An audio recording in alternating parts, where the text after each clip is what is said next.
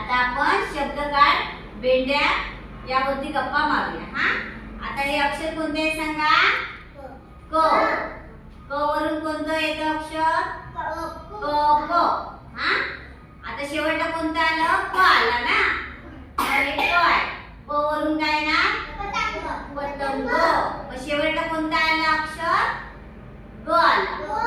मग ग वरून काय होणार अक्षर.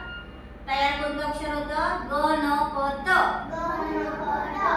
मग शेवटला कोणतं अक्षर आलं. त. मग त वरून काय येणार अक्षर. तवा. तवा. आता शेवटला कोणतं आलं. वा आला ना. मग व वरून हे कोणतं अक्षर आहे. व आहे. व वरून वा वरून वाटाणा. हे झाले शब्द काळ भेंड्या. हा, आता परत एकदा आपण घेऊया. क वरून शेवट क प.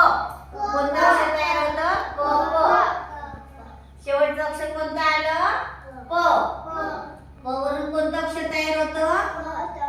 पतंग. मग शेवटचं अक्षर कोणतं आलं. ग.